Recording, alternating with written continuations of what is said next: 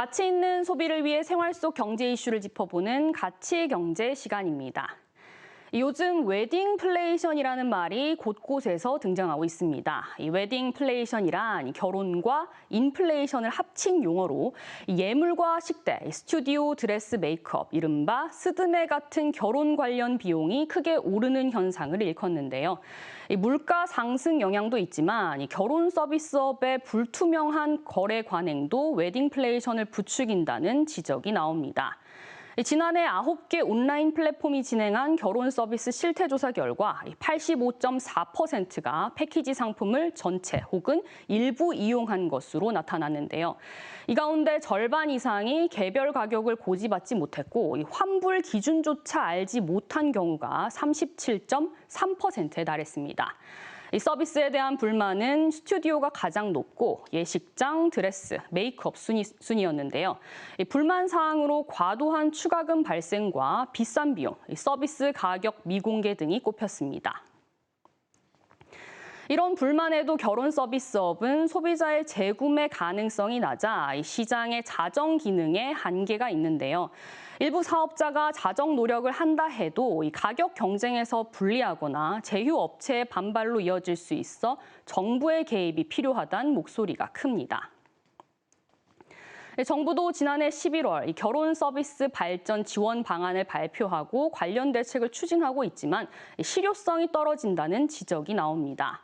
대책의 일환으로 지난 1월부터 한국소비자원 참가격 사이트에 결혼 준비 대행 서비스 가격이 공개되고 있고요. 지난달에는 공정위가 세부 가격과 환불 위약금 규정, 계약서에 없는 추가 비용 요구를 제한하는 내용이 담긴 표준 약관을 제정하기도 했는데요. 하지만 가격을 공개한 업체는 올 1분기 기준 전국 11곳뿐입니다. 의무 공개가 아닌 자율 공개이기 때문인데요. 표준 약관 역시 권고 사안일 뿐 강제력이 없습니다. 현재 예식업, 결혼준비 대행업 등 결혼 서비스업은 별도 인허가를 받을 필요가 없는 자유업종이기 때문인데요. 이 때문에 정부는 결혼 서비스업에 신고제를 도입하고 지자체의 관리 감독을 강화하는 내용의 결혼 서비스법 제정을 추진하고 있습니다.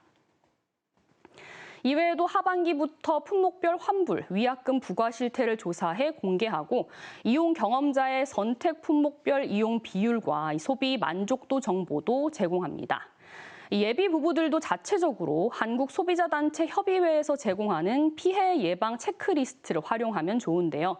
이 업체 폐업 시 조치 사항과 드레스 실착 관련 제한, 스튜디오 간식 요구 관행 여부 등 계약할 때 세세한 항목까지 점검할 수 있습니다. 소비자원은 관련 분쟁에 휘말리지 않으려면 계약 당시 조건을 꼼꼼하게 확인하고 계약서와 약관, 영수증 등 증빙 서류를 잘 보관해야 한다고 조언합니다. 또 현금 대신 신용카드로 거래해야 피해가 발생한 경우 카드사의 대금 결제 지급을 중지하도록 하는 등의 구제책을 활용할 수 있다고 강조합니다. 지자체 차원에서도 인천시는 결혼 전문 업체와 협력해 아이플러스 매저드림 사업을 진행하고 있는데요. 실속형, 기본형, 고급형으로 나뉜 인천형 표준 가격안을 마련해 업체가 가격을 준수하도록 하고 있습니다.